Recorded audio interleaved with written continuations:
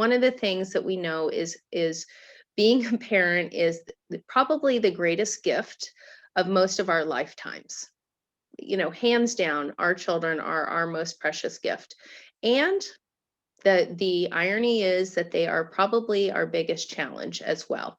And parenting is really hard. You give yourself over to these other human beings to really put their needs in front of ours so often. And it requires one of the things that I have really come to recognize, especially recently, is that the impact of the way that we parent right now will be present for our child for the rest of their lives. One of the things that I am working through right now is how I was parented as a child, and really recognizing that I was raised in a family where emotions were not acknowledged. There wasn't empathy present. I have lovely, good human being parents, but that they didn't have that skill set. And so recognizing the impact on my lifetime. And so I've really, when I am preparing for this presentation, I really feel like it's really important to dig in. And the thing you all should know is my house is not perfect. I am not saying it is perfect. You will never hear me. I will tell you the honest truth. We are in the middle of working it out just like you are. And we're really, really grateful that we have tools now that allow us to do it differently, because we have been able to forge a partnership with our children who are 10 and 15 around their self-construction, and it's not easy. And I will say, I think it's the most important thing we do with our lives, by far. So do feel free to jump in if I can't see you, which is possible. You're welcome to jump into the chat and put anything in there, and we'll just keep moving. The other piece I just want to draw our attention to, and I know you hear this, people say this, but we really just don't have training as parents, unless you're one of the few people who goes and takes a class perhaps before you have children. It's interesting, as an educator, I am probably go to 2 or 3 conferences a year to continue to build my skills. But how much time are we really devoting to being a parent, which is, again, this most important job? So I think that there's no secret sauce. It's all about staying in the conversation, staying present. It's a lot of work for ourselves on who we are and how we show up, and then looking to support our children as well. So, all right. So we're gonna jump right in. So let me ask you all: what is emotional resilience, self-compassion, and a strong sense of self look like? How do you know that your child is developing these qualities?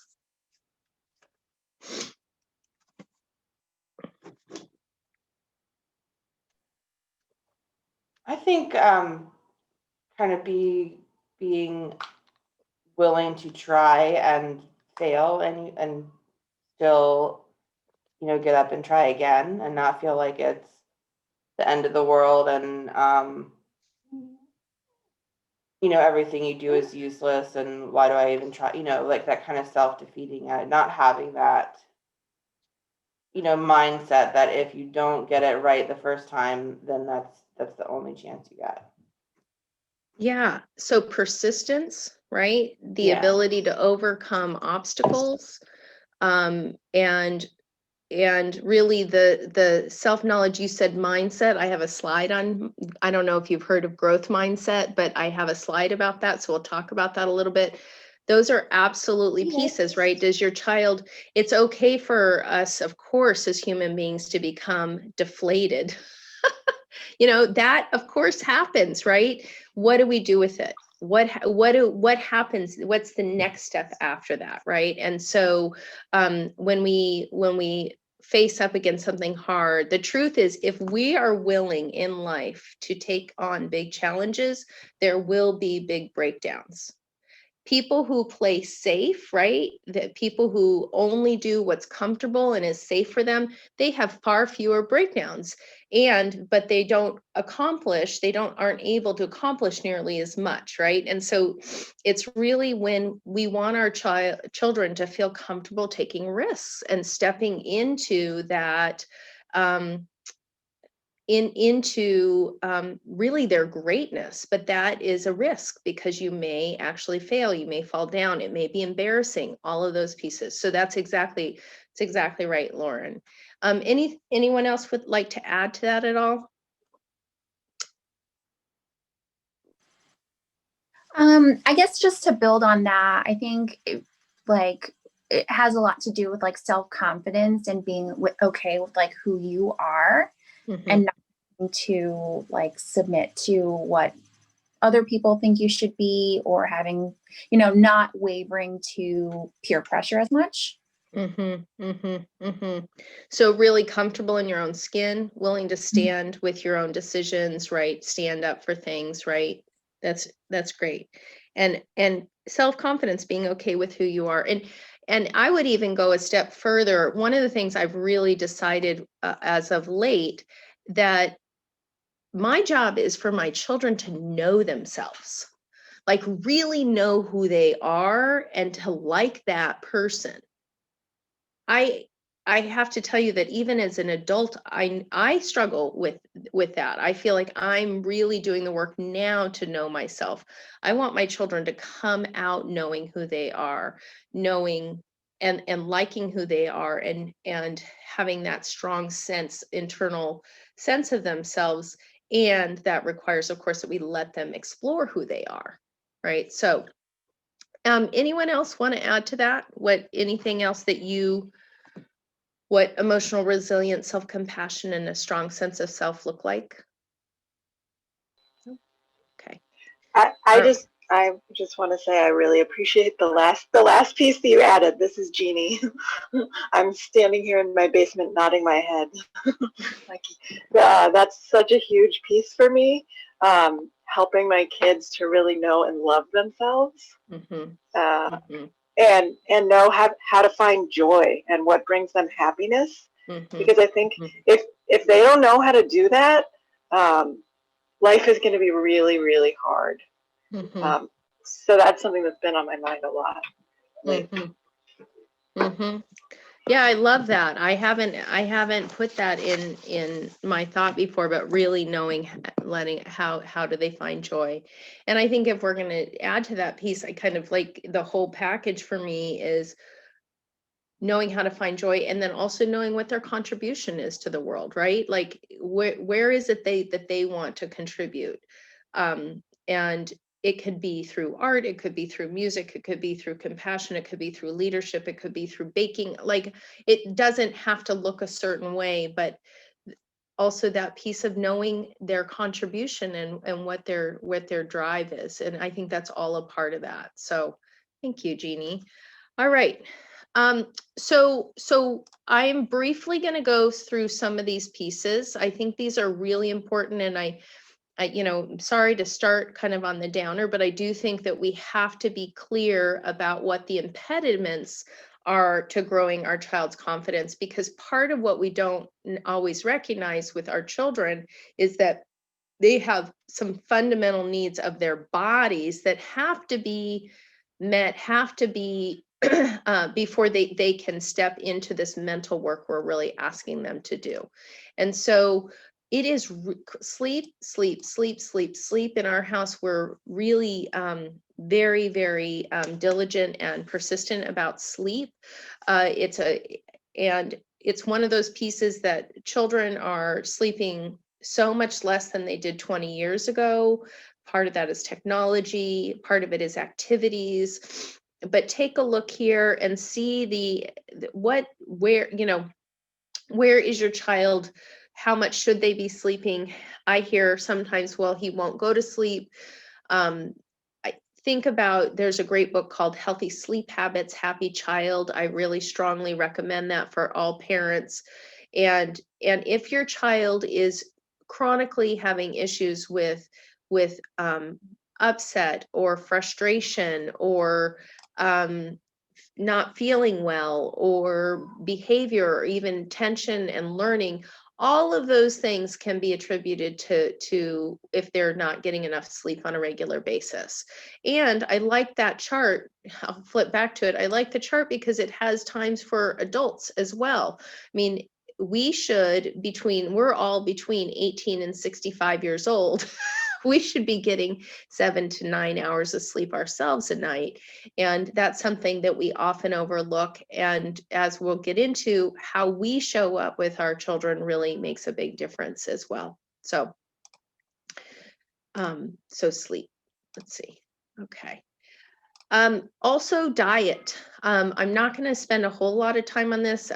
My husband and I have a 2-hour workshop we just do on feeding the child's brain. But one of the things to really recognize is how much of a child's diet can get sucked into really food that is empty, and it's empty calories, and it has these fats that actually go in, and hydrogenated fats actually take the myelin, which is the encasement around the brain pathway, the neural pathways, and it puts little chinks in it so that really it ends up bending these neural pathways so that the child actually think slower.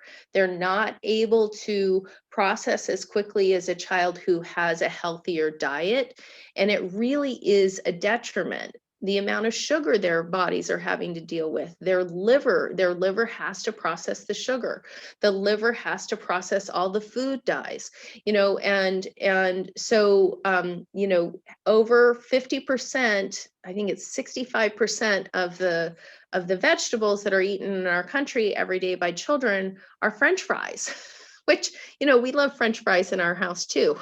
But it's not something that actually supports their health and well-being. And so if you would like to talk about that more specifically, I'm happy to set up a time to talk to you about it. I know a lot of people have this information, but I cannot step over the fact that children in our country, over 50% of the calories are coming from empty foods, and the child cannot self-construct properly if they're not eating healthfully.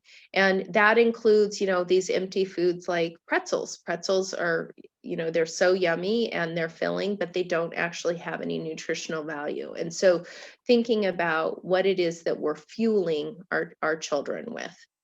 And again, please step in here. I'm going to keep moving through these, but if you have anything you'd like to add, please don't hesitate. Time in nature. There's actually a huge amount of research that shows that children who spend time outside, their immune systems work better, their brains work better, and they become stewards of our planet. And so it's really critical, that there be at least a bare minimum of time in nature, if not longer. The Japanese call it forest bathing. They go in and they find that their problems slip away when they go into the forest, and it's just one of these pieces that we can be so devoid from, and it's a COVID safe activity, which is also great. So we've been doing a lot of kayaking ourselves. Okay, so, and then media culture, right? So we are living in a time where it is not uncommon to plant our children in front of the television, or they plant themselves. Like in my case, we have very strict rules around how media is used in our house. We don't have any screen time on school nights. That's really helped a lot because there's a lot of negotiation that can happen. But one of the things to just recognize is they're doing a lot of research right now on the impact of long amounts of screen time on the brain, and makes it hard for children to sleep. There's attention issues, they gain weight, and then oftentimes it leads to negative school performance. So just something also to be aware of if you're seeing a child who's defiant or frustrated. I remember when Sia, my oldest, was 4 years old, we let her get on PBS Kids and play games on the computer on PBS Kids. And it was really interesting because she we started to realize it took 3 or 4 times. Every time she got off the computer, she was a wreck. She was cranky and frustrated and irritable. And we, kind of woke up and went, oh my gosh. And we told her, we said, do you see how you feel? Oh my gosh, we're not going to do that. And we just said, we're not doing it anymore. And we didn't go back to it for a couple years for her. And then we're not a big video game family anyway, but that it was amazing, the impact, and really paying attention to those details. And then there's impact on us. I'm really conscious that when I have my phone out, and most of the time I'm working when I have my phone out, I'm texting Sherry about somebody who's closing a classroom, which there are people on this call who are dealing with right now, including myself. And but it doesn't matter to them. I'm distracted, I'm not available to them. And so it's one of those pieces to really be aware of. It used to be that, when I grew up, now I'm turning 50 on Monday, so that, half a century in, but when I was growing up, there was one phone in the house. It was attached to a cord in the kitchen, and there wasn't all these distractions. We didn't even have a TV, so I think that we are navigating a lot more challenges. It's much harder for parents now, and it makes concentration harder. And finally, I just want to talk a little bit about anxiety in our teens. One of the things that we're finding now is because of screens and because of this media culture that our teens are really struggling, and it's harder for them to age up. It's harder for them to take responsibility. It's a key time for developing social skills, and they're not developing, well, especially right now with COVID, but they're not developing those skills because they spend so little time with friends face to face, and they have very few opportunities opportunities to be with them. One of the things that struck me, my daughter now is in her sophomore year of high school, and she's at Carver Center, which is a magnet school in Baltimore County, and they don't have, I remember hanging out after school with friends. They have to be off campus in 15 minutes. There's no time built in whatsoever for these guys, even at school, to be social anymore. And they expect them to do it through technology, which I think it's a struggle. So I think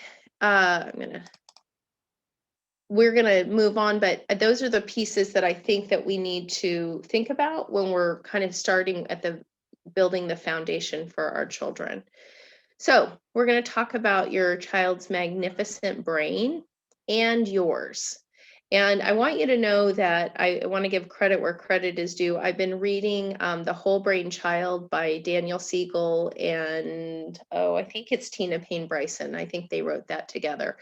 And I really recommend it. I recommend that book. I think it's very powerful, and I want to give them credit. A lot of this comes from there, and a lot of this is information that is new information for me as well.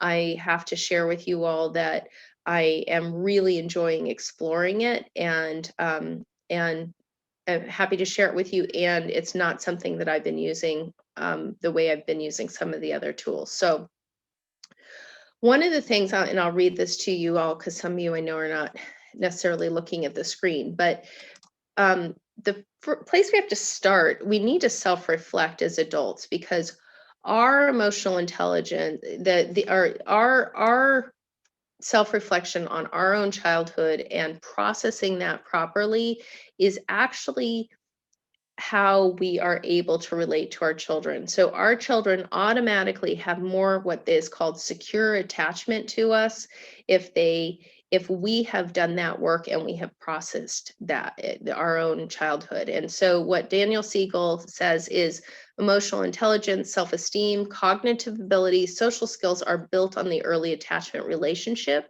How parents have reflected on their lives directly shapes the nature of that relationship.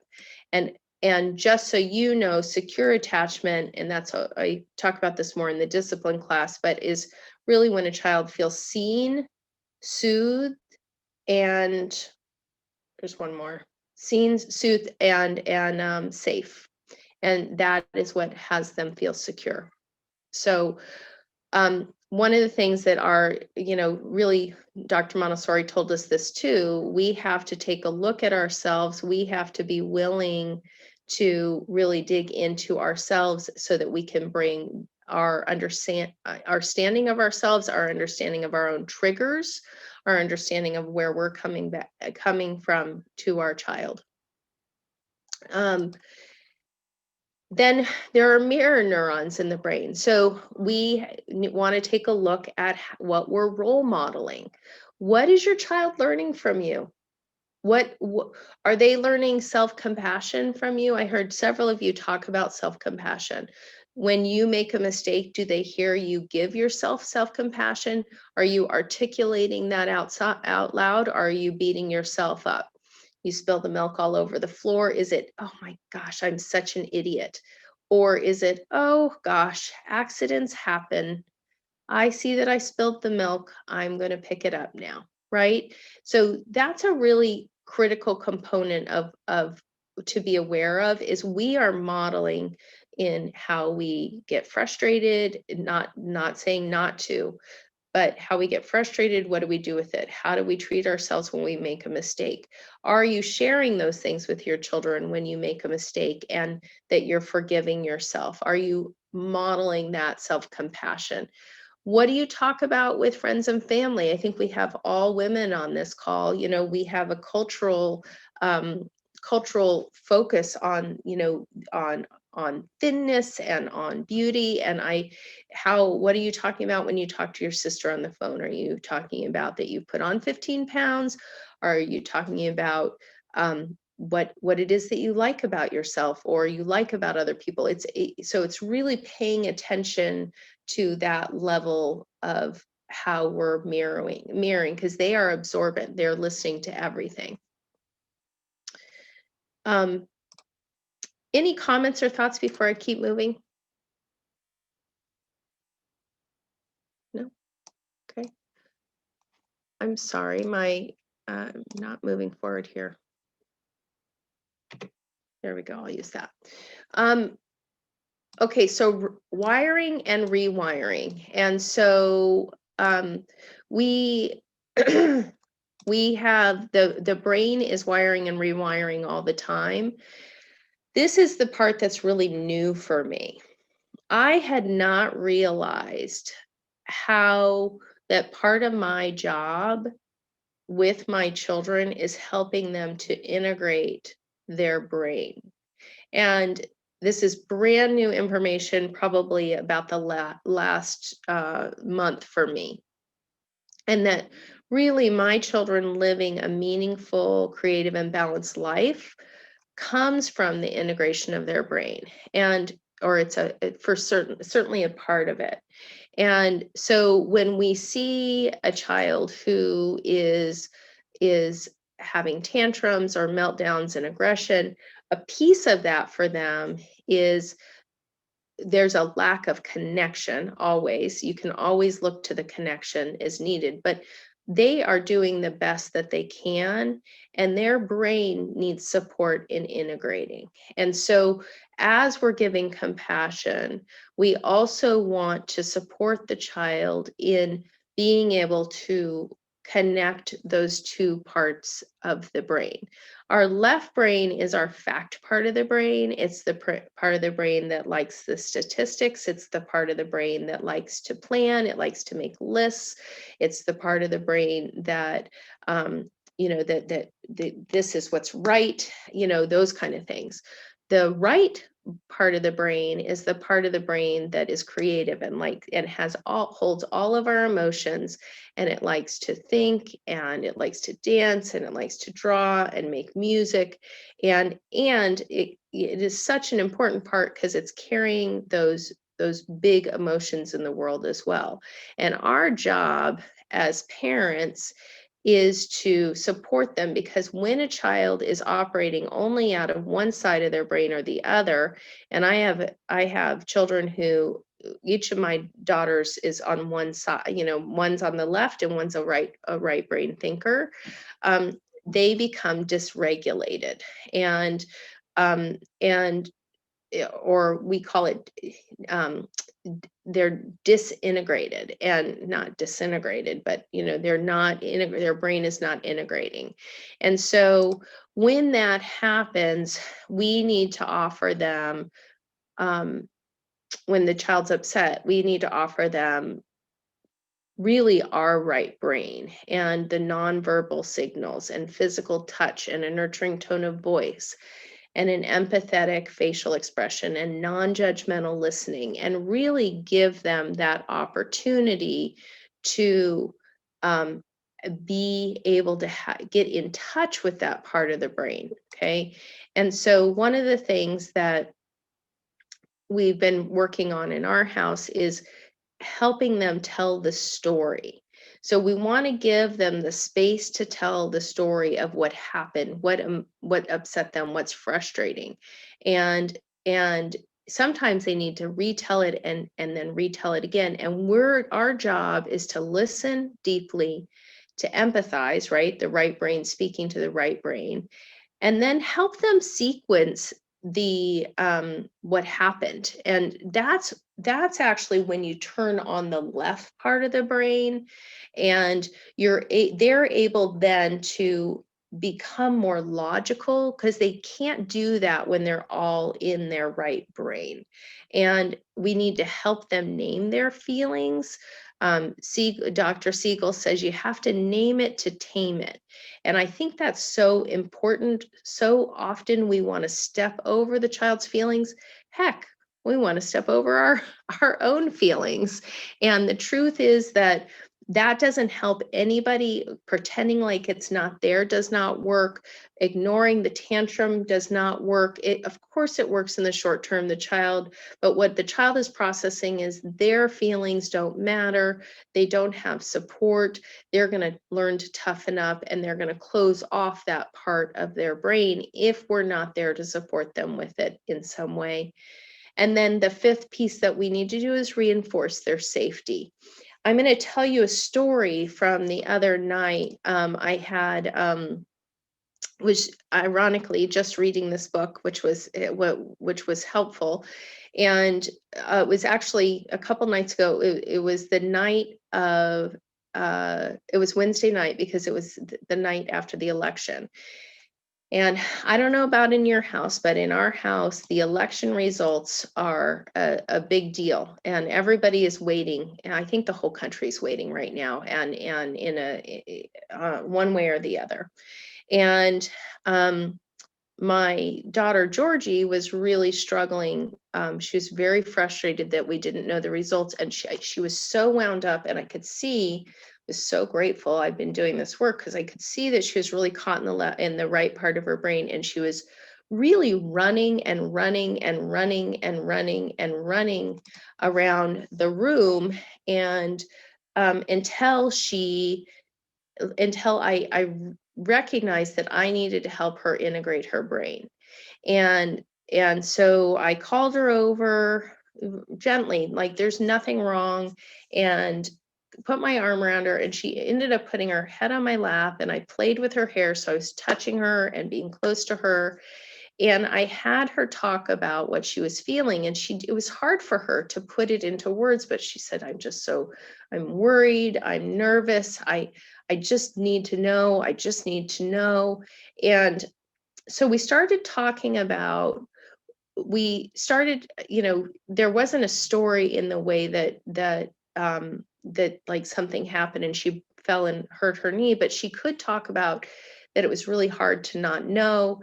And then I asked her to think about the next day and learning that Biden had been elected, and how she would feel, and would she be safe. And she acknowledged, yes, if this is how I would feel, she shared, and and I would be safe. I would be safe. And then we did the same thing. If Trump is elected, how will you feel? We talked about that. And will you be safe? And yes, I will be safe. And she realized then, I could feel her carrying that stress that really from all of us, right? That she had somehow spun herself out and was not able to integrate. And as soon as I laid there and met her in her right brain and then helped her integrate that left brain into the conversation, she could find her footing and she was relaxed for the rest of the night. The process took about 4 minutes.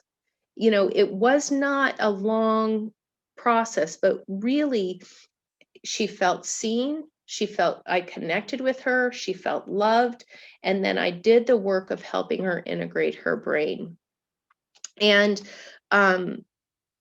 as parents, when we're doing the work of becoming more emotionally aware and healthy, which is the work that I'm doing right now in my own life of really starting to, I grew up in a family that were, the right brain wasn't given a lot of, there just wasn't any room for emotions really. And so I'm really learning to name my own emotions. I'm helping my daughters do that same thing.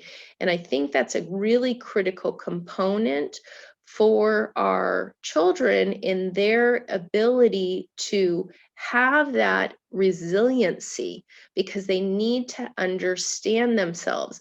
Part of knowing themselves is knowing their feelings. Part of knowing themselves is knowing how to support their own brain integration. And that's the piece that we're building with them each time we do that. Any questions or thoughts on that before I keep moving?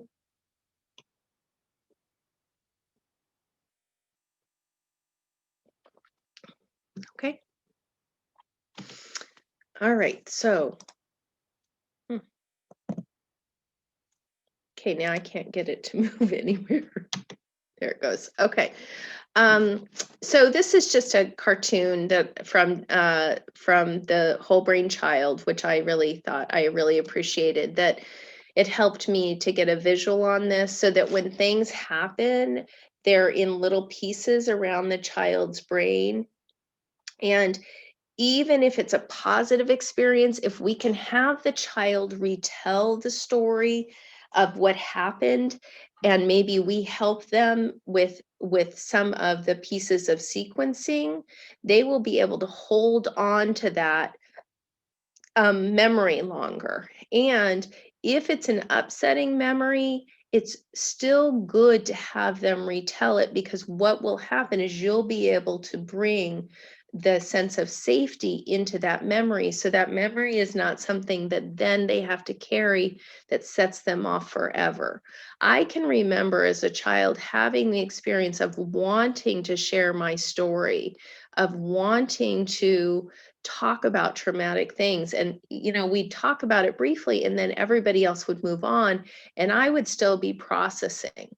So we want to really have patience for the amount of processing that a child will need to do around something so that they have the opportunity to really step in directly to their own work around their brain. So, yeah. Okay. And then there's Mindsight, and Mindsight is its own book all to itself. But this is such a critical piece of having our children understand. So Mindsight really is, it's the concept of understanding your own thinking and being able to then step out and understand other people's thinking. So this is where the piece of that compassion comes in, is helping your child identify their own brain and their own thinking. And one of the pieces I really recommend is when you're working with your children is don't take a huge amount all at once. Take one skill that you identify, and then you're going to focus on the skill in yourself. That same skill in yourself, is that skill something that you have well cultivated? If we are looking for resiliency in our children, is that something that you've worked on? owning that yourself, and then starting, you can tell stories about that skill to your child. So I really recommend telling stories. You can, oh, and here's another piece. You tell the story to your spouse or to your mom so they can overhear it around the skill you're building. And that will make a big difference for them, because the hearsay goes into the brain differently, but you're going to want to pick the skill and then help identify with your child, pinpoint the emotion in themselves, pinpoint the emotion in others.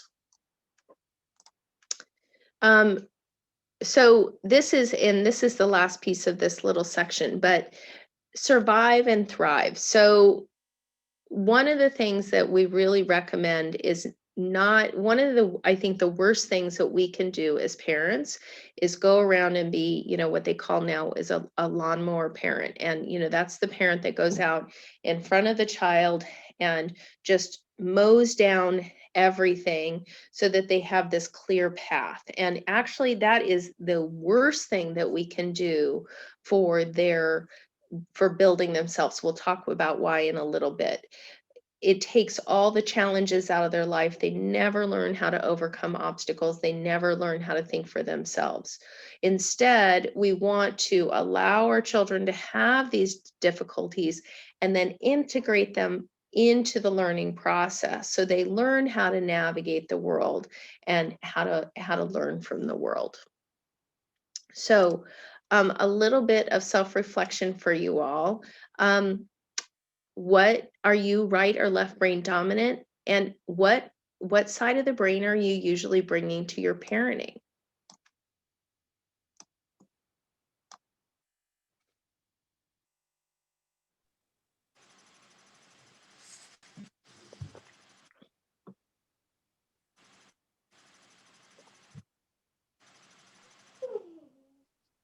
For myself, I am definitely a right brain dominant parent.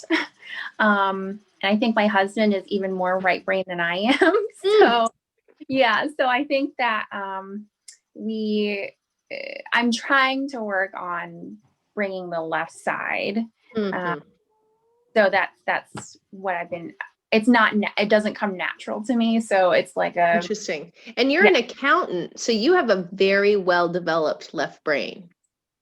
Okay, no, I'm sorry. Then it's backwards. I'm definitely left brain, and my husband's much more left brain than I am. Oh, got it. Sorry, I was getting confused. Yes. So. I was going to say, if you're an accountant with a right brain, like although Shani Nelson's an accountant, she's got a very strong right brain, but it's hard to hold both of most of us don't come up with both of them fully developed in that way. Right. Mm-hmm. So Trang, what you're saying is you're bringing that kind of logic and right, like, and this is how it is so you're not necessarily meeting the right brain of your child, because part of what happens is our children, particularly when they're young, they don't have a left brain developed yet. They are all right brain, right? So we have to speak right brain to be able to speak their language, right? Just like that little one right now. So very interesting. I really recommend reading The Whole Brain Child, Trang. I think you'll really enjoy it. You could listen to it too. It's not really a very long book. Okay, thank you. Yeah, it's great. It's really great. Anyone else? I think it's funny. My husband is definitely like a left brain person, and I'm more in the right. But he thought he would be like the the strong, male kind of tough parent, but something goes wrong and he just melts. And he's like, "Oh, my poor baby, oh my God." And it's more like, he's definitely more like the right, like he approaches everything in life with logic, and then it comes to his kids and he's like this big marshmallow. Well, they are, they're our greatest gifts, right? And Yeah, so, and it's, yeah. and you come to it with only the training of like your parents and how they parented. Right. And, right. for most of us, the way we weren't parented isn't not the way we want to parent. There are some people I've talked to who really, they love the way they were parented, but it's not, it's rare, right? Mhm. And so, that's our training. So thank you for sharing, Lauren. Anyone else? And hi, Margaret, and hi, Matthew. I don't know if you go by Matt or Matthew. Yulia, did you want to share? Yeah, I think it's actually a very important point, the gender differences of processing emotions, right? Because men are taught from a very early age to suppress their emotions and to never actually develop that right brain, which I think is really important to develop to help us get on the same page as an adult, as adults. Yeah, I agree. I think so. I agree. Although I will say that in our household, my husband definitely was, well, no, I would not say he's more in touch with his emotions. Actually, Yeah. I think we both have struggled with that, right? That's not been our strength. So we're with you, Trey. So I see there's a comment. Let's see. Oh, I got a hi. Okay. So all right, so we're going to keep moving. So what can you do? Here's some Montessori tools that to support your child as you're working with them. So one of the things that we always want to say is they have to start with the why.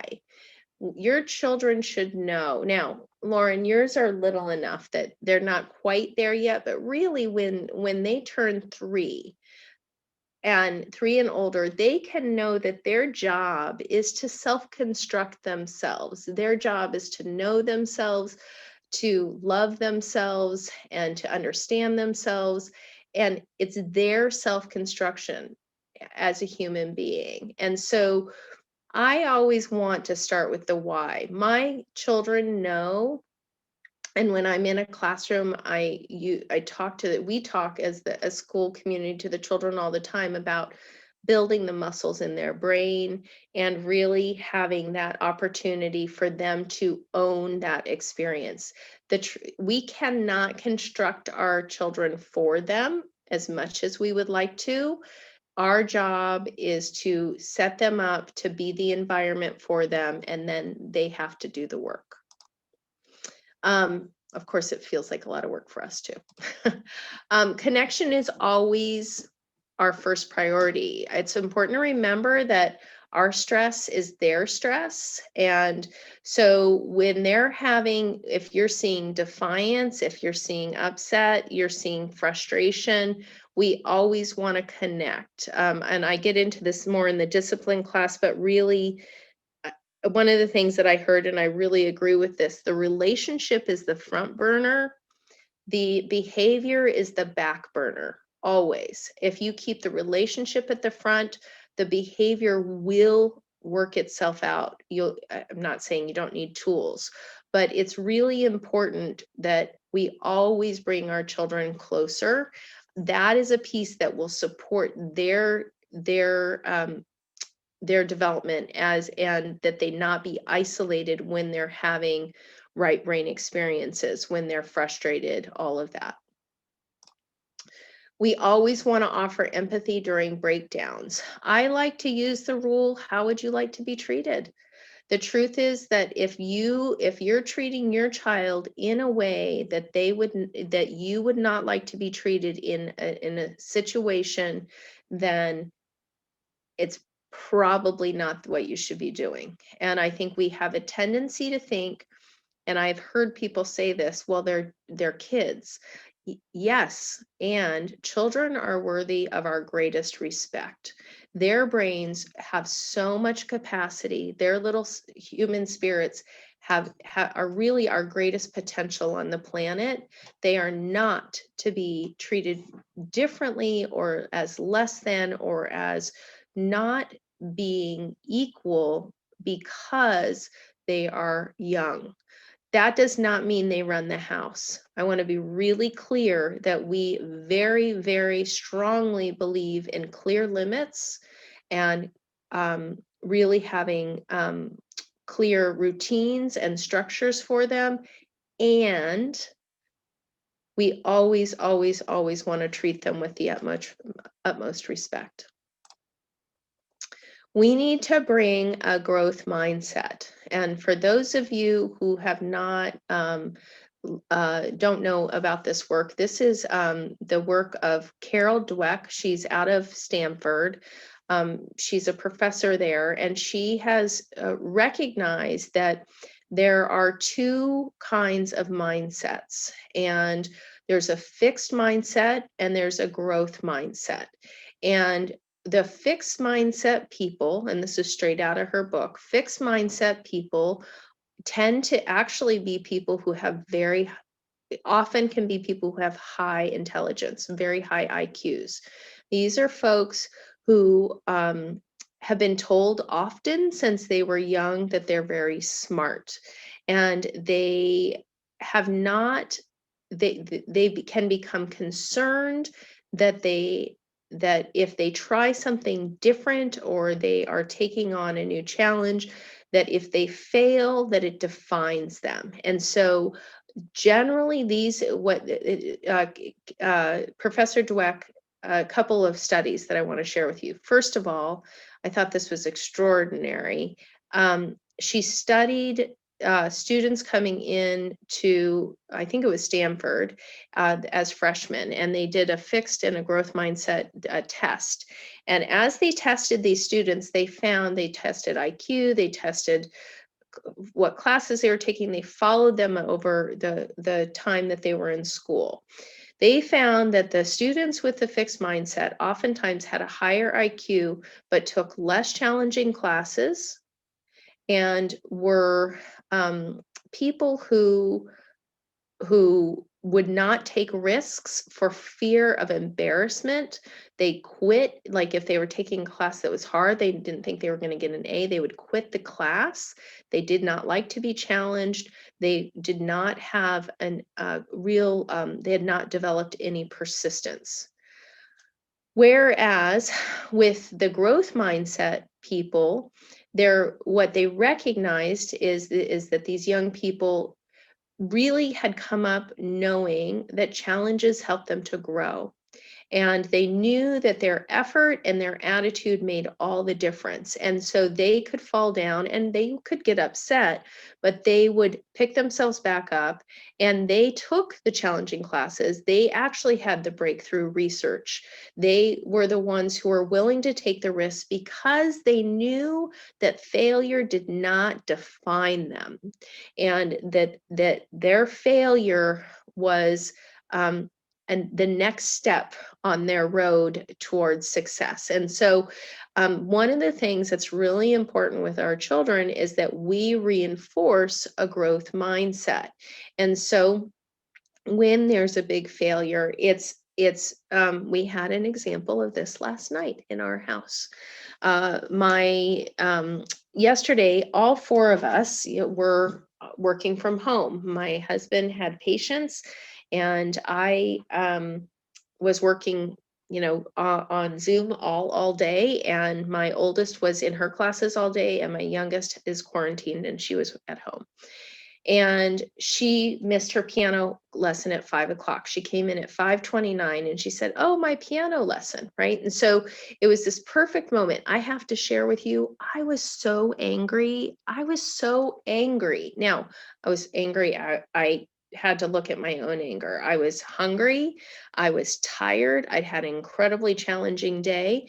And here was this thing that she couldn't even handle it, kind of thing was going through my mind. And so thank goodness I actually didn't say anything, and I took the time I needed to find my calm and find my grounding, and to go out and to have a conversation with her that was a growth mindset conversation. Because if I had come out when I was triggered, it would not have been good. And the truth is, was a perfect learning opportunity. So we sat down and we got to talk about what she was thinking about instead, and what could she do to ensure that she made her next her next lesson. And the bummer was for her, she'd been really practicing all week long, and she was so excited to show her teacher, right? So it was a loss for her as well.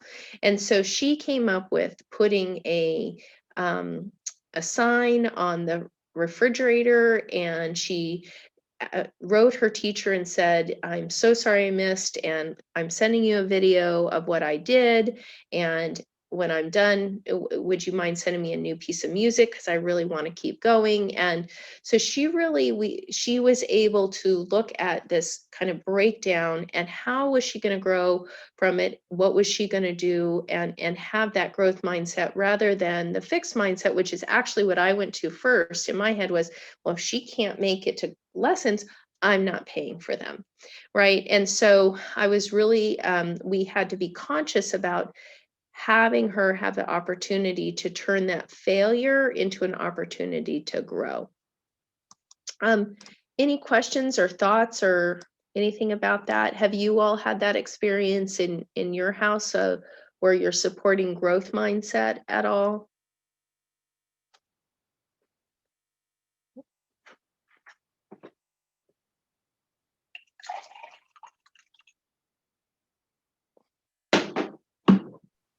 I would say we do it in small ways. When there are things that one of my children says, "Oh, I can't do that." Jeannie, we can't hear. You're so faint. Could you? I don't know how to make it louder. That's better. That's better. Yeah. Okay. I was just saying we do it in small ways, and it's usually just by reframing what they've said and including the word yet. Like, you can't do that yet. You haven't learned to do it yet. Like, it's not that you can't do it. You can't do it yet. Like, it's coming with practice. That's so beautiful. Well, that's perfect transition, because the second story I wanted to tell you all about this is that Carol Dweck went into one of the poorest performing schools in I think it was in Chicago, and they were fascinated by her work. Their students were doing very poorly, and they went in and they changed the report card. And so instead of a failing grade, it said not yet. And they found that the rates, the abilities, and the testing showed by the end of the year, there was this astronomical growth in these students, because it wasn't a fixed mindset. It wasn't that the failure was, their failure in that class was the limit of their abilities. Instead, it was the failure was a roadblock on their path, but it wasn't going to stop them. And that not yet kept them motivated. So that's thank you so much. That's a perfect example. So, anyone else? Oh, okay. All right. Create teachable moments. So this is what we talked about a little bit earlier, but turning surviving moments into teachable, thriving moments. So really taking the time to look at breakdowns as an opportunity for growth and development. And I think as parents, especially when we're in highly stressful situations, which I think everybody is right now, and I was telling Trang at the beginning, I think that we all are going to have to get to a place where we're accepting where we are as far as COVID, so that we can, the stress can de-escalate some, because right now at least my experience is I feel very resistant to it. But we need to take these breakdowns and offer really and look at these moments of your child hitting another child, of your child feeling frustrated with their homework, and those pieces, and support them in looking for the growth in them. And one of the things that research is showing is it's actually not about doing these big things with your children all the time, going to Disney or even going to the beach or something major, big trips and things, or big gifts, really their strength and their resilience and their self-compassion come out of these teachable moments, and really taking those moments and stopping and turning those moments, kind of like the piano moment, turning that moment into an opportunity for growth instead of just kind of moving through it and trying to get past it. Build and encourage independence. For those of you who've been at Montessori for a while, this is, our mantra, but it is really, we never want to help a child with a task which he feels he can succeed. And we have to really recognize that our children need to be independent in order to build themselves. And I'll talk about worthy challenges in a few minutes, but how is the house designed? If those of you who didn't have an opportunity to do the Montessori environment for the home, we have that video. I would recommend taking a look at it. We have a lot of photos of how to design your home so your child can be independent. How do you design your life so they can be independent? Can they get a drink when they need it? Can they go to the bathroom when they need it? How much are they dependent on you? Every time we have our child be dependent on us unnecessarily, and we are giving them the message that they're not capable of it. So we really want their independence is a huge part of how they build themselves. Another piece that I think that we have to really talk about and think about is having the child learn to think for themselves. I think this may be the most important thing that for parents to think about is how often we do all the thinking for our children. Even last night with the piano, I initially wanted to come out and tell Georgie how to handle that situation. She wouldn't have had the opportunity to turn on her thinking. If we do all the thinking for our children, if we tell them when to get on their coat, how to put on their boots, if we tell them what to do all the time, they're not developing independence, and they're not going to have the capacity to think for themselves. There are a lot of ways they can be independent. There's a lot of ways we can build that. Can they choose what they wear in the morning? Oh, do you let them go outside without a coat on and discover it's cold for themselves? Do you allow them to, and I know we have a variety of age groups here, but do you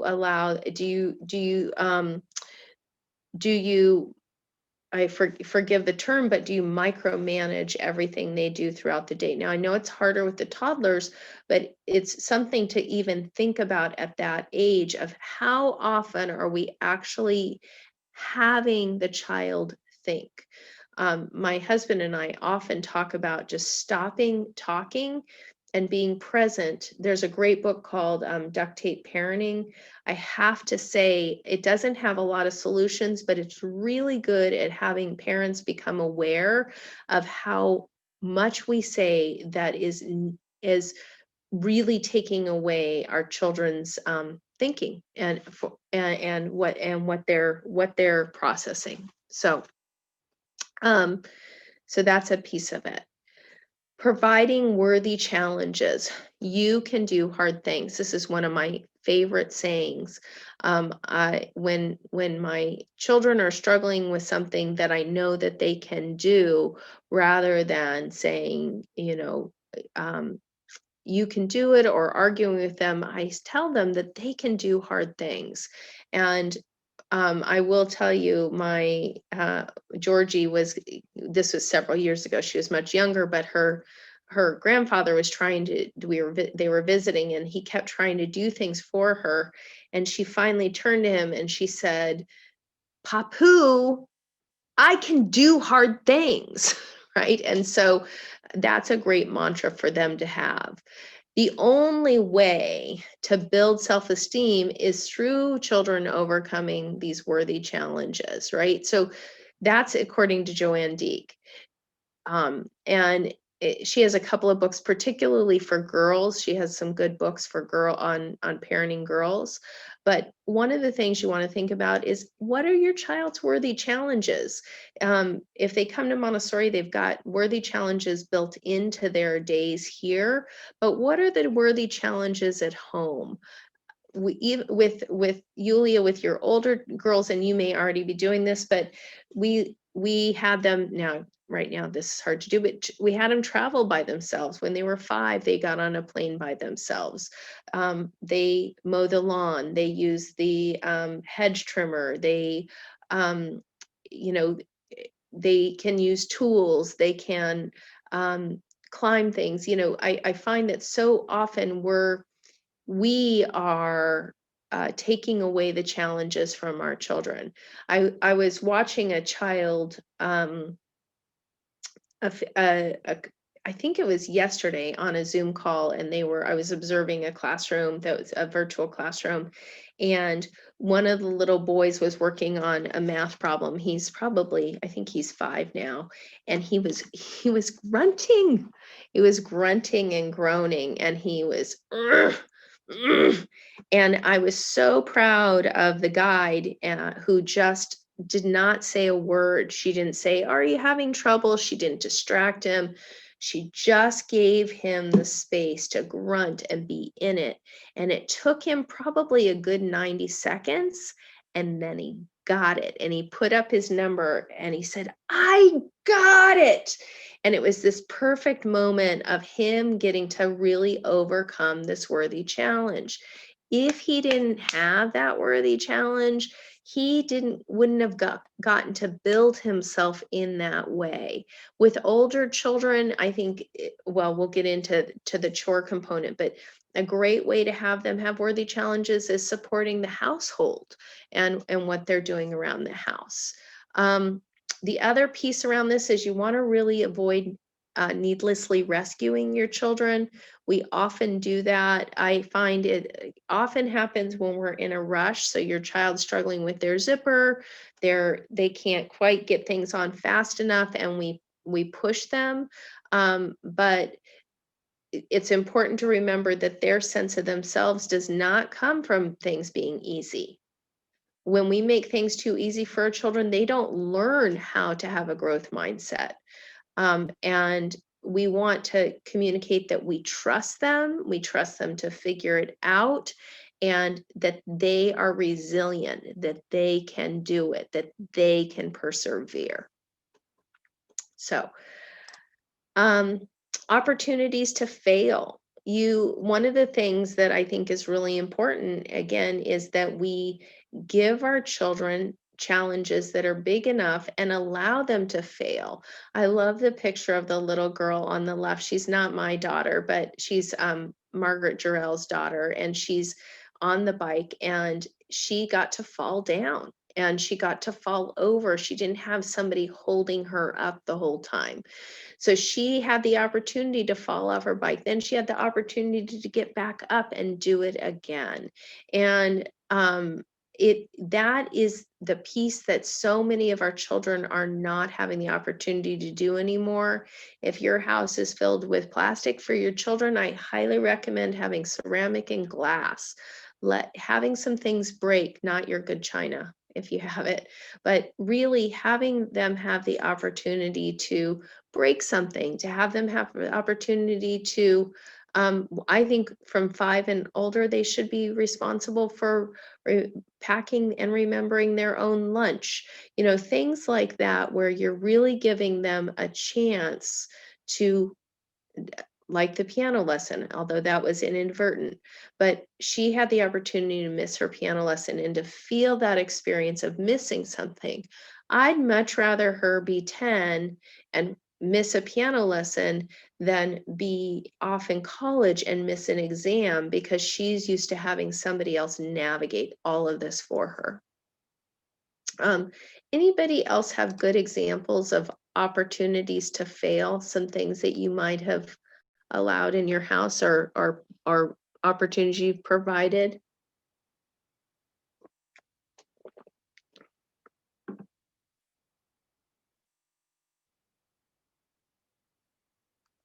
Okay. I have a question. Please, Trang, please give me a question. It's so hard to just talk to these black squares. So maybe this is toddler specific, but the phrase "you can do hard things," when do you say it? Because right now, when she can't do something, it's like a tantrum, and I feel like if I say it, then she's like, "I don't care," or right. She's not. Sure. So the tantrum, so there's a couple pieces, right? So I don't know if you've had the chance to look at the hand-in-hand materials, but I also highly recommend that, especially if you're a strongly left brain person, like my husband and I took hand in hand together, and it really got us present to the right brain and to the really empathy. I'm going to tell you a family secret, but like before I was called the iron tit of compassion. Like it was not present, I have 2 Montessori credentials. I still did not get it. So that's a piece. And what they say in hand is you have this tantrum, that's a need for connection. It doesn't mean the limit shifts.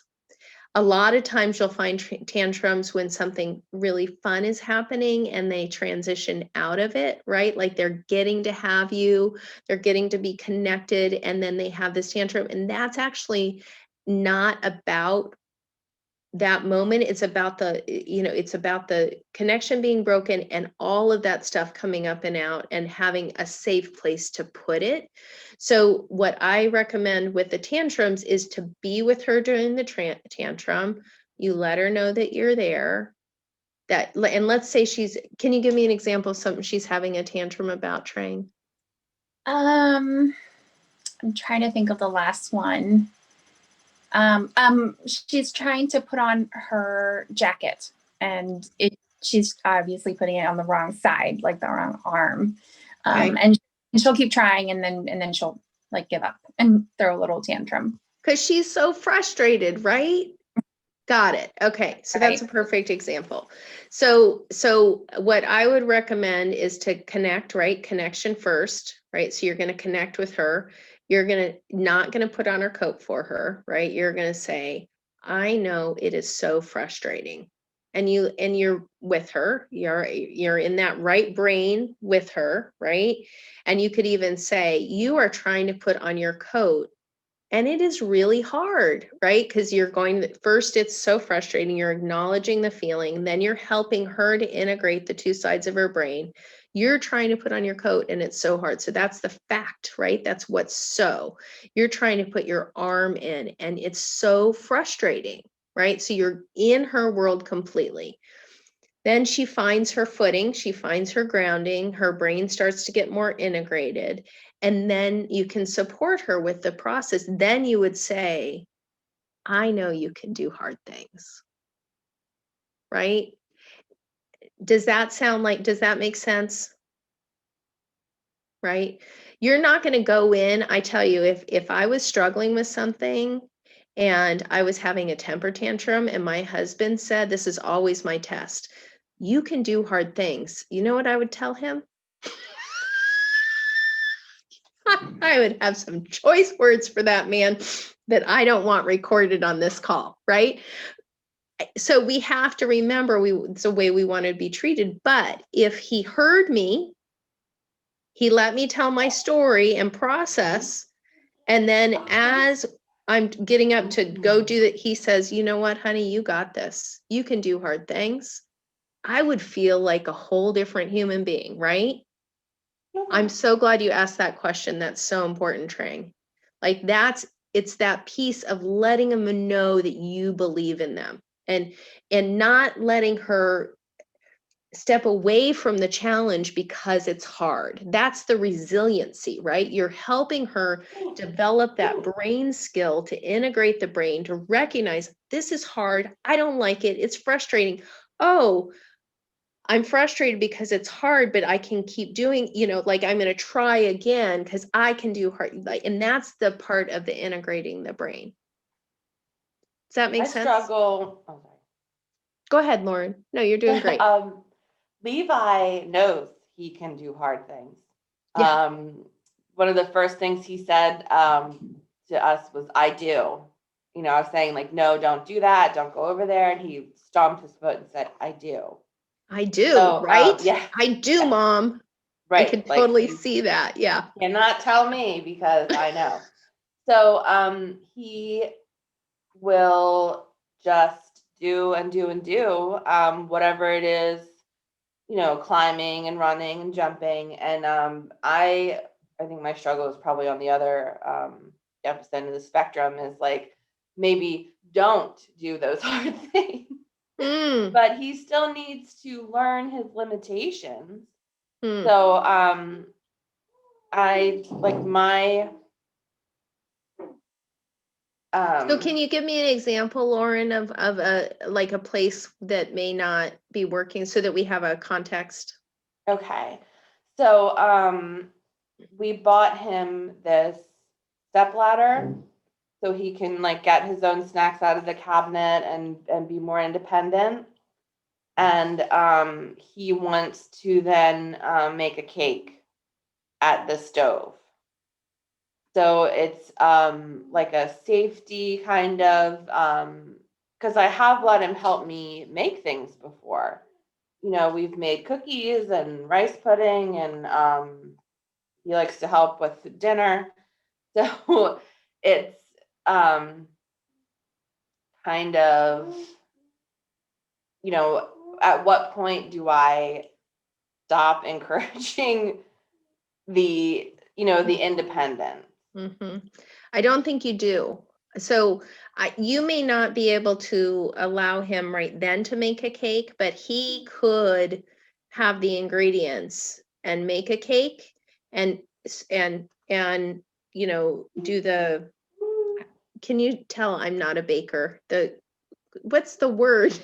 Mixing. God, I'm done with all my words for the week. Okay.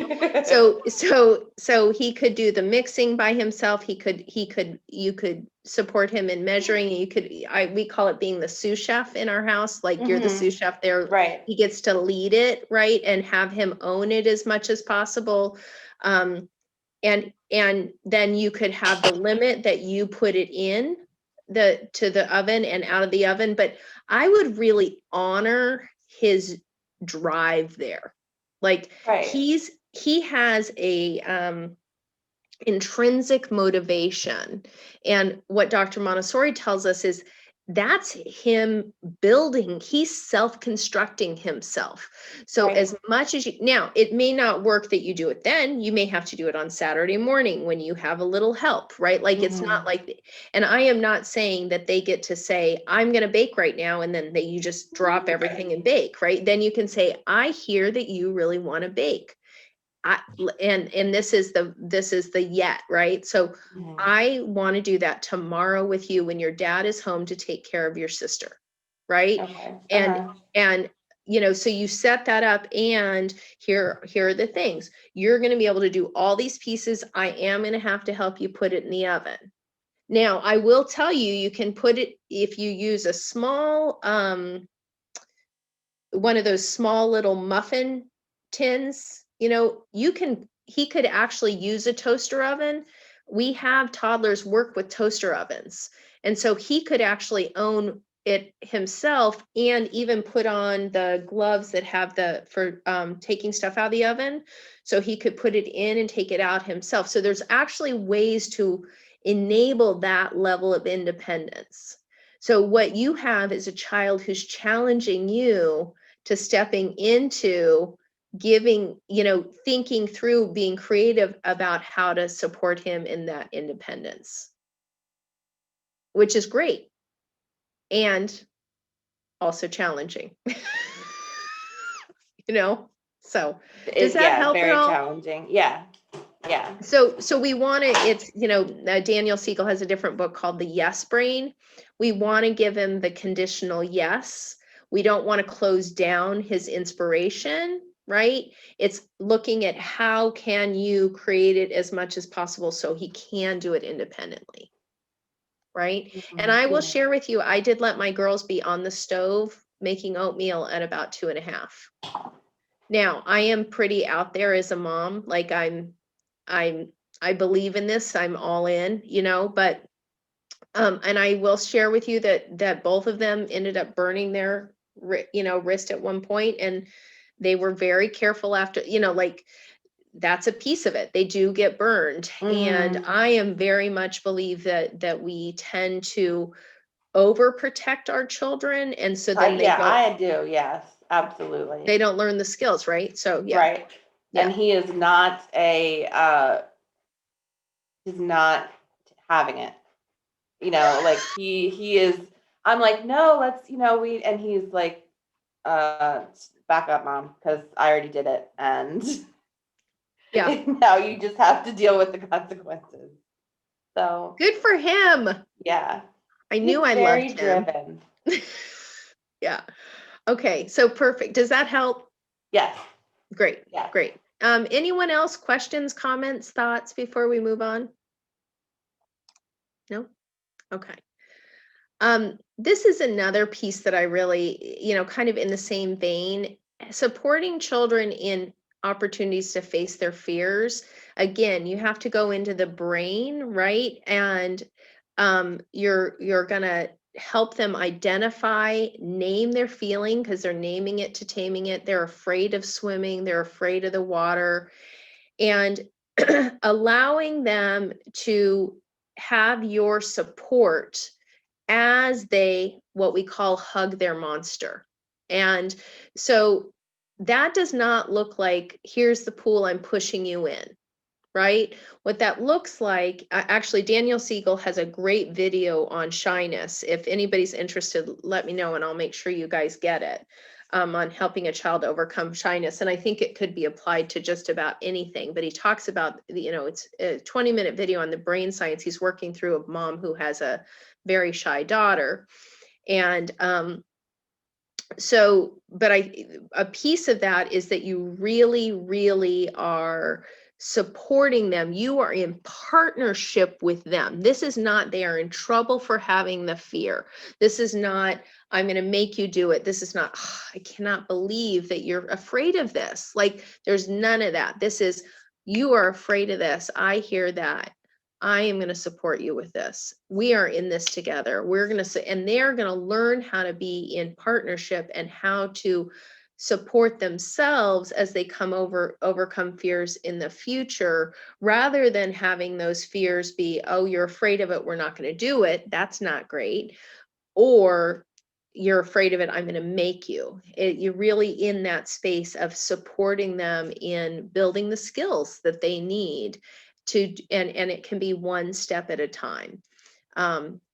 So, and if any of you have questions, comments, want to jump in again, please, I'm happy to do that.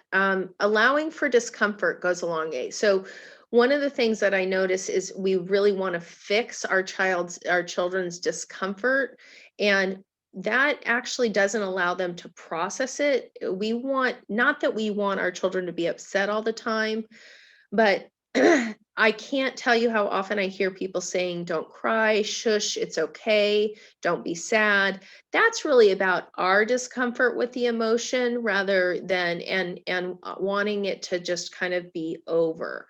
So what we want to do is give them the opportunity to name it and tame it, and have their experience, and have it be valid, and have them be seen, and have them be heard, so that they know that they can hurt, and you're going to help them actually do the brain integration work, right? And so in this cartoon on the right, you can see that the mom is asking her to tell her what happened, and not, dismissing it. And then the mom is reinforcing the safety and helping her integrate her brain, helping her feel connected and supported. And the beautiful thing is, I think I've heard from people that they're concerned if they help their children in these situations, the child is always going to need them. It's actually the opposite. When the child doesn't get the emotional support they need in these situations, they make decisions about denying their emotions, stuffing emotions. They get angry. So really a huge part of our job is to help support them navigating their discomfort and their upsets, so that they have the skills to do that themselves. And then giving your child real responsibility. So the research shows over and over and over that children who have chores, children who are contributing, have much higher self-esteem, they're more responsible, they're better to deal with frustration and delayed gratification, they have higher academic skills, they tend to do better academically. It's really a pretty significant impact.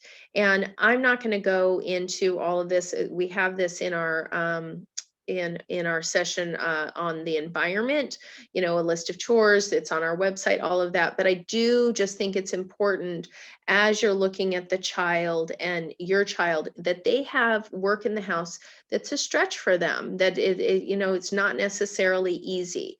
I'll give you an example. My husband and I both work outside the house. And when at this point, my 15-year-old is in charge of making dinner on the nights where we're both working. And so she has to order the food. She orders it through, Instacart or whatever, and comes to the house. She's in charge of the menu. She's in charge of all of that. She oftentimes is also in charge of the cleanup, although we've tried to make that a family if we're all home. And so it's just an opportunity for her to build that muscle and to really, she feels really good about it. When she cooks, she wants to spend a lot of the meal talking about how great the food is, which is fine. I'm so happy somebody else is cooking. That's not my skill set. And, but it's amazing how much that contributes to her too, in her ability to contribute to the home. Dr. Montessori said, if they can walk, they can work. So we really want our children they can fold napkins, they can set the table, they can empty the dishwasher. I was in the young toddler classroom subbing a couple days ago. Those children were able to put their own things in the dishwasher. Later in the year, they will start to be able to set their own tables. They're incredibly capable, and we really need to argue on the side of our children's brilliance. So, providing constructive feedback. I have to tell you, over and over and over, we are really faced with children and people who do not know how to take feedback. I find it all the time in the young adults that we work with, that they have not learned how to hear when something's not working. I really recommend that you not sugarcoat things with your children, that when they ask you for your opinion, you give them a real opinion. Of course, you're not going to tear them apart, but it's really important that children actually are not told that everything is great all the time. It is such a disservice to them, and it doesn't teach them that skill. And so I just, constructive feedback without judgment, of course, and really it's when they ask for it. I don't recommend walking in and saying, oh gosh, that drawing is terrible at all, and we wouldn't use that word. But if they come out and they say, hey, what do you think of my drawing, and it is something that they really put effort into, and you can see that, then that's what you can talk about. If they haven't put in effort, it's a bid for connection with you rather than the feedback, rather than really them looking for accolades. If you tell them and they did a great job on it, their standards for themselves go down. And that, when they know that you think that their job, they're doing a good job when they have not done their best, that is a huge hit to their self-esteem, because actually your job is to be a stand for their best work and for what they can really bring forward. And so that's a piece of really having them have that resiliency, is they have to learn how to take that feedback. And of course they get that in school too. Yeah, you all, those of you who attend school here, know that that's a piece of what we offer is constructive feedback. Yeah. Oh, one more piece on that is I really recommend telling stories of when you've gotten constructive feedback, and when you come home and maybe somebody told you, like I come home and I will share when I get critiqued as a leader, which is probably more often than I like, but I do share that feedback with my girls, and I share about thinking about it and how I respond to it, and that I'm in cases where I feel like I really messed up, I talk about being compassionate with myself. My folks did not talk about their failures with us growing up, and so we didn't know they existed. And so it's really an important piece for them of role modeling as well, to share what you're struggling with and what you're working on. We really recommend that you emphasize effort and not intelligence. Telling your child they're smart over and over is actually really a detriment to them. It does not, it puts them in that fixed mindset that we were talking about earlier. I find that grandparents, you have to really reinforce this with. We really like to talk about the effort. And so we talk about effort a lot, and we focus on really doing our best work and not on any kind of intelligence level. Because the truth is, people who are very, very, very bright often fail and are not successful in life because of a fixed mindset. And so really, when you emphasize, and this is what Carol Dweck tells us too, when you emphasize effort, their focus goes on the effort and not on having people think that they're smart. So praise versus encouragement.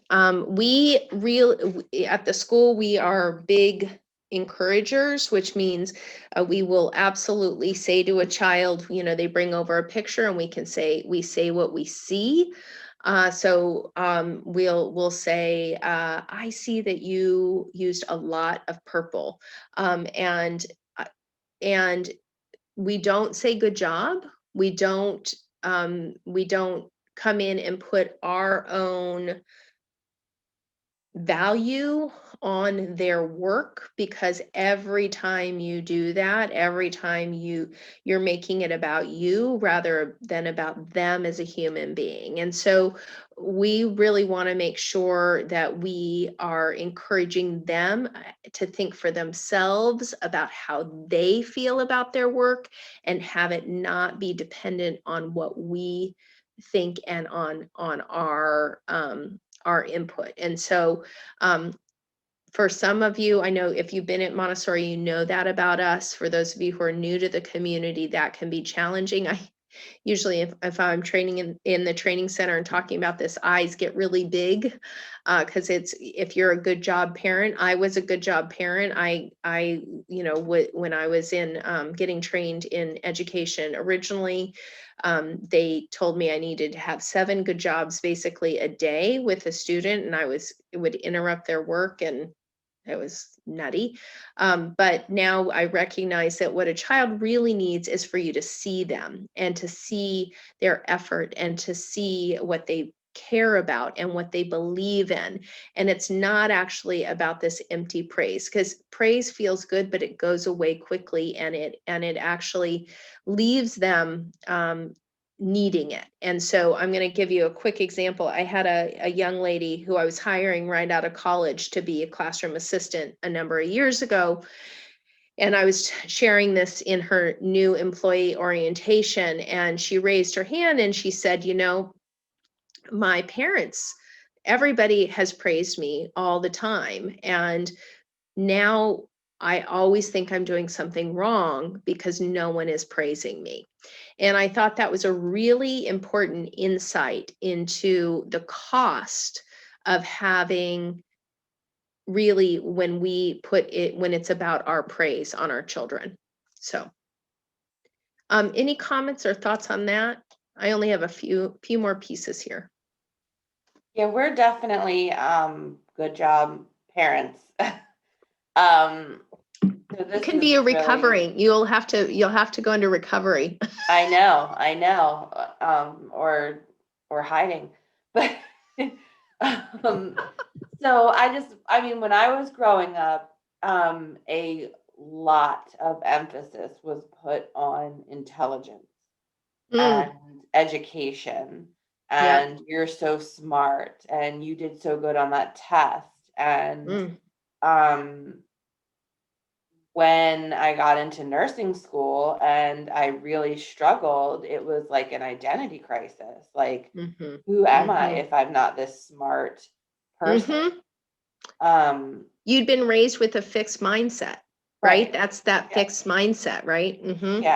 Yeah. So, and I mean, I just do it without thinking. He'll put a puzzle together and I'm like, oh, good job. You're so smart. You did such a great job. And then hearing this, I'm like, yeah, I don't want to set Levi up for that. Like you're in your 20s, that's a tough time anyway.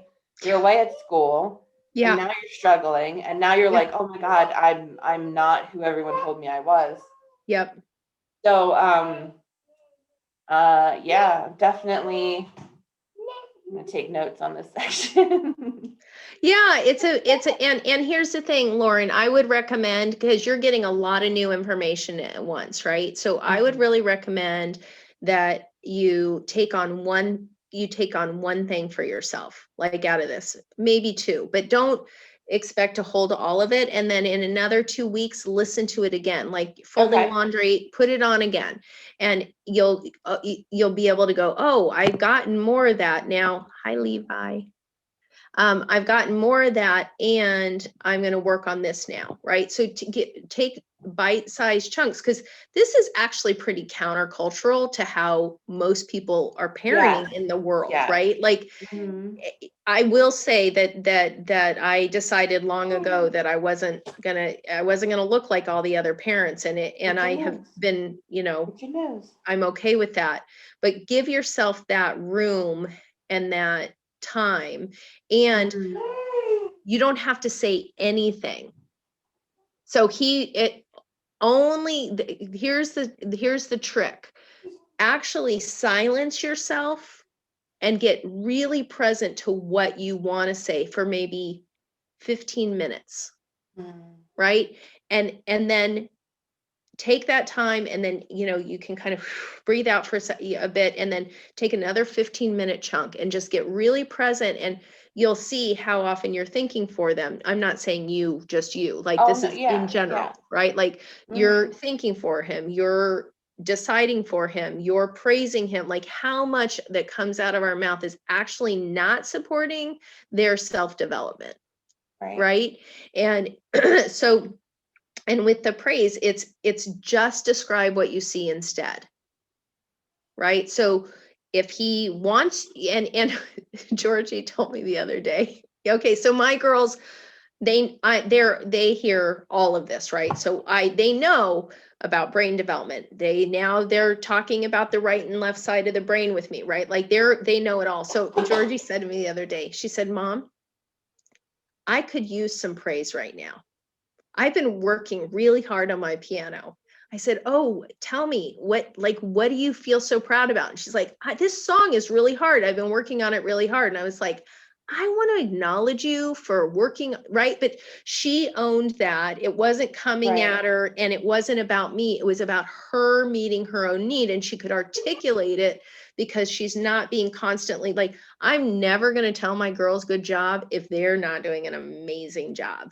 Like, it's just not going to happen because it lowers the standard for them. And I know it makes it about me. Then they're looking for my input. Does that make sense? A lot of times,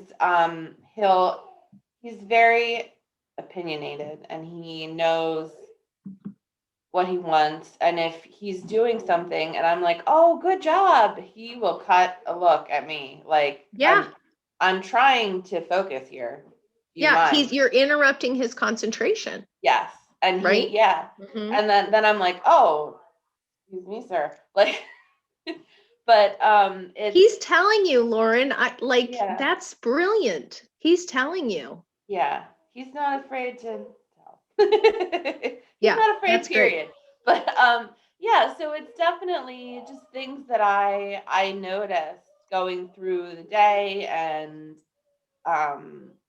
you know, this, I've heard this before, you know, not that you guys don't say good job in the classroom, and it's not like, you know, just empty praise. So it's still going to be a challenge, but Oh, for I'm sure. definitely noticing more now that it's he doesn't need me to cheer him on.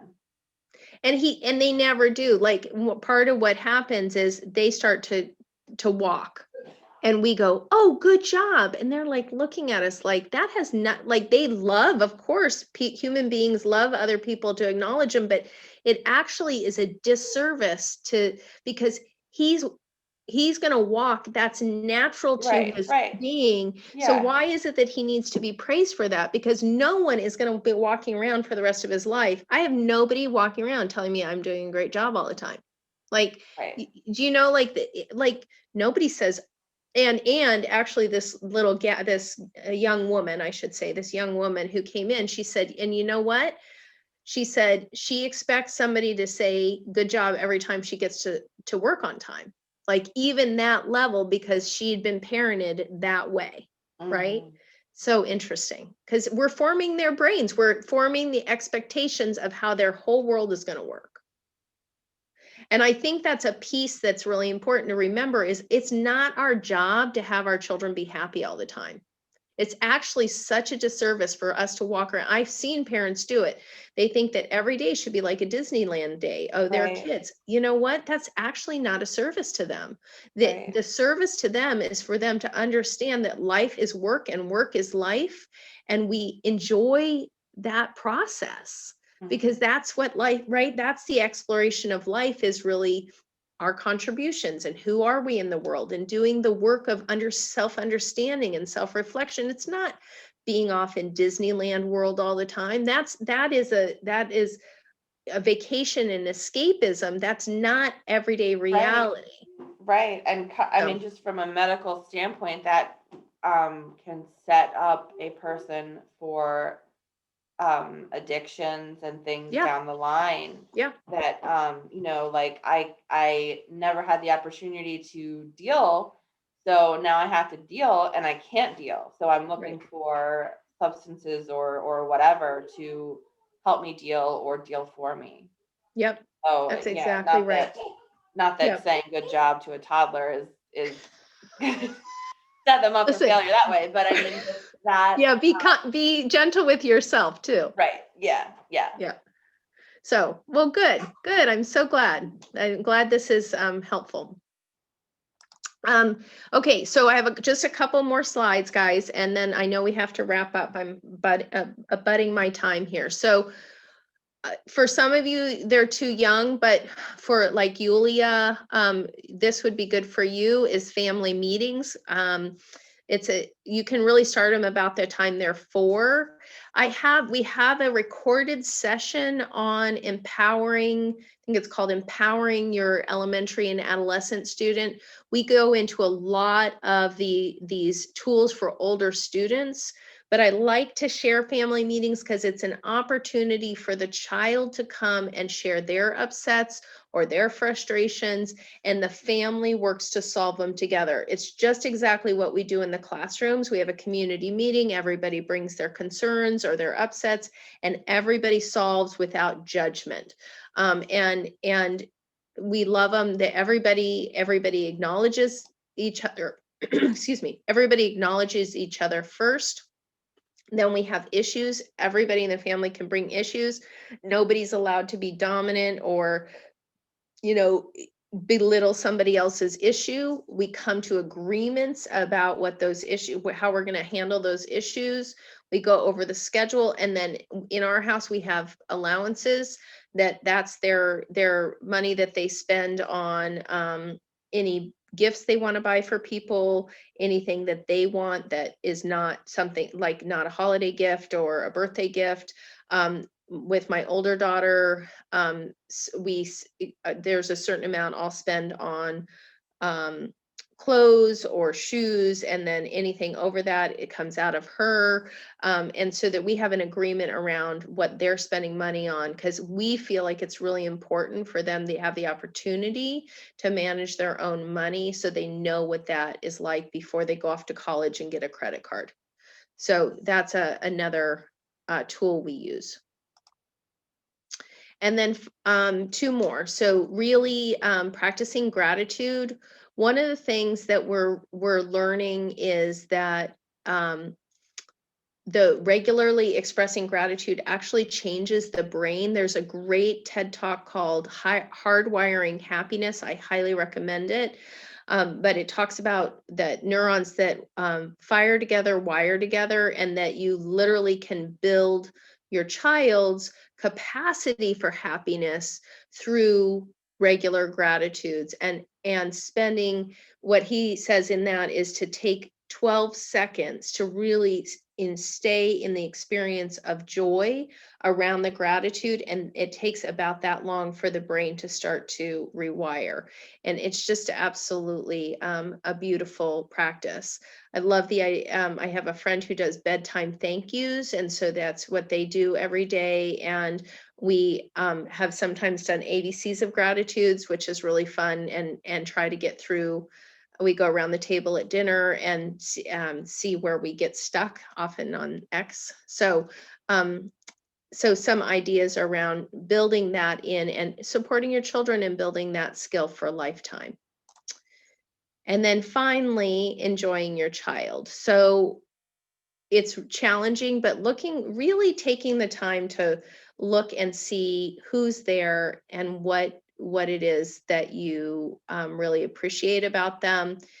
Sometimes we want the child that we have to be different, and our job is to love the child we have and to really enjoy them and to let them have that experience of joy. I want to see if there's any thoughts or questions or recommendations before we're going to do one final kind of go around before we close today. So does anybody have anything that they want to share or add? I have a question. Yeah. So so I'm glad you said that you let your 2.5-year-old start making oatmeal on the stove, because I let Nala stir things on the stove too. Yeah. And so she gets really excited, and we're probably a good job family, and it just comes out, and a lot of times I not I'm able to stop myself, but sometimes I just can't. But she really likes to have you validate. I don't know if validation is the word, but she really likes for you or me or her father to recognize every step that she's taking when she's helping us make something or bake something. So if she puts an ingredient in the bowl and she mixes it up, she says, "Look, Daddy, look, eggs," or or something. So I don't know if that's a product of saying good job, or if that's just I'm really proud and excited that I'm doing big girl things. And I don't know what you think about that. Maybe both, right? She's used to you commenting, so that for sure. And it's a little shot of is it dopamine that it gives off when we hear good job? There's a little kick that we get hormonally, but also you guys can respond, because what she's really asking for is connection, right? And so what I would recommend saying is, you just put everything in the bowl, right? You're saying what you see. So she feels seen. There's no judgment in your voice, because the thing we have to be careful about, it's really easy for our children to think that we love them only when they're doing the right thing, only when they're doing what we want them to do, right? Because then we're like, "Oh, good job. Oh, that's so great. Da da da da da," and then they're off, dumping the flour out all over the floor, and then we're rah, rah, rah. And so that piece doesn't work, because then the love feels conditional, right? So it's really, as much as we can, to be able to bring that modulated self, which I want you to know I failed at this morning. I've been working on this for years. It's not like this is like there's magic pixie dust and it's all handled, right? And I had to repair the relationship with my daughter when I called out for her not nicely after my third call. Now, I was breaking my own rule. I was trying to get out of the house. I was yelling across the house, which is a family rule. We don't do that. And then I raised my voice, and she came over and she said, I am very frustrated with you. Right now, she has the ability to do that. And I said, I appreciate that. I need to apologize. I need to repair the relationship. I tell them what I'm doing. Like, I verbalize that piece for them so that they know. But anyway, I digressed. So I would really just see, she's looking for your connection, so you can say what you see. You're putting the flour in the bowl. Then if she says, yeah, like if she wants more, you can say, how do you feel about yourself? Because if she really, what you want her to recognize is how she feels. She feels proud. She did that. It's not about you being proud of her. It's about her feeling proud of herself. Mm-hmm. Mm-hmm. Does that make sense? Yeah. Mm-hmm. Yeah. So you're just going to say what you see. You're putting the flour in the bowl. You did that all by yourself. You put on your coat all by yourself today. Right? If they need that, and then you can kind of wean yourself off of it so that they don't need that consistent reinforcement, that they become more independent. Because you don't want her to need that through life. Right. So we're always playing the long game. We're always playing to where we want them to get. And things that are really cute in children are not cute when you're 30. Right. Like that's a piece of it. And we all know people. I was one of them for years. I was such an approval seeker. Like, I would think about how to be the person who was achieving, who, like approval, like, all that approval stuff, because it was my own lack of that strength, that understanding of inside of me and that strength. And it's really taken a lot of work to move past that. Right. So. Right. Okay. Yeah. So, Thank all you. right. Yeah, of course. Thank you guys for asking questions. That's my best part. Kim knows that. Kim tried to get me to stand up because she's like, when I have to talk to the boxes, I just have a hard time. So what do you guys want to remember today? And then I'm going to give you resources. But if you can take one thing with you, like we've spent 2 hours together, 2 hours and 2 minutes. And what is the one thing that you would like to make sure, maybe one, maybe two things that you want to take with you? Anybody want to start? I think for me, it's to kind of continue to let Levi do, as he's the ideal, like, and to, and if he gets hurt, face it then, and not try to not let him do things because he might get hurt. Because I don't want to set him up to live in fear of, just in case. And then I think also to not good job him to death. Yeah, fair enough. Yeah, and I thank you for saying the piece about not letting him get hurt, because most of the time when children get hurt, it's not like they're breaking a bone, right? They're scraping a knee. They need to scrape their knees. Like they need to, excuse me, I'm sorry. thought I was going to sneeze, but they need to be able to go through life and know that it's okay to fall down. It's okay to get a little bumped up. It's okay to get a little bruised. And if we Right. protect them from that, they never actually learn what the boundaries of life are. They never learn how to walk carefully. They never learn how to hold the tray carefully, whatever the piece is. So Mm. that's a really important piece as well. So I really enjoyed having you here today, Lauren. Thank you. It's been nice to get to know you a little bit. Who else?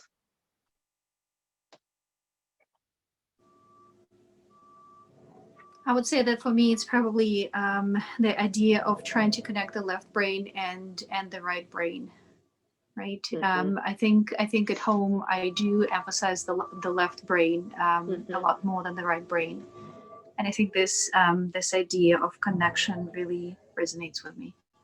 Oh, good. And I I'd also love want, to. yeah, Go ahead, Yulia.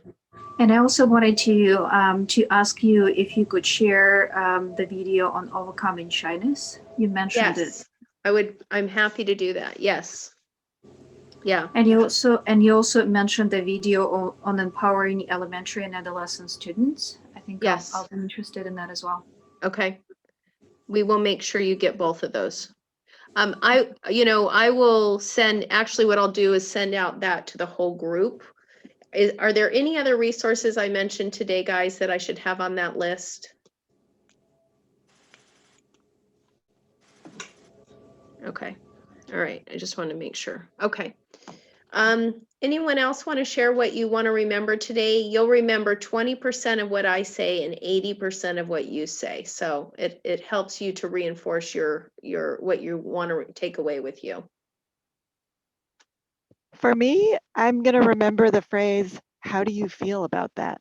Because my kids are always showing me artwork or showing me other things. And I've stopped the good job thing years ago, but I think for my oldest, he still really wants some sort of recognition. Mm. And sometimes he can articulate that he feels proud of something that he's done, but I often don't remember to check in with him about how he's feeling about something when he's seeking feedback. Oh, perfect. Great. I'm so glad that you found something, because I know you've read a lot of this work and done a lot of this work, Jeannie. So it's great. Anyone else?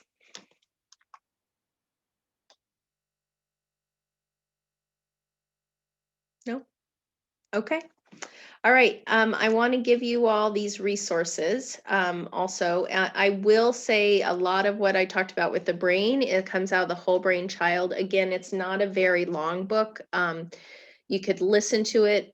I think the library has it. If you guys don't know this, the public library now has an app that came out. It's called Libby, and you download it and you can get a lot of these that come straight into you can read it on a phone or a Kindle or whatever. So, and I find that's helpful, because when you read a lot, it can get expensive. I really recommend that book. And then, of course, the Yes Brain is great. It talks about supporting the child, saying yes to themselves, building that resilience. That's a piece of it. Cleaning House is great. It talks about having your child actually step up to ownership around and what does it look like? How much do you have to pull back to actually give them room to have that ownership?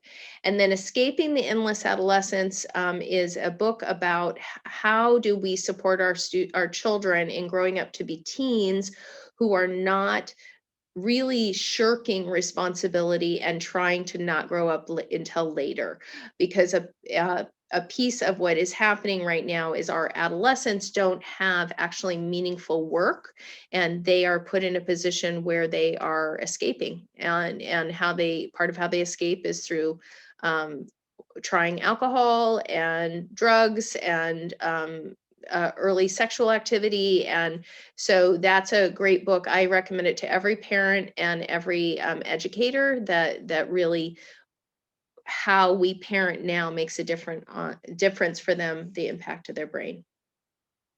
So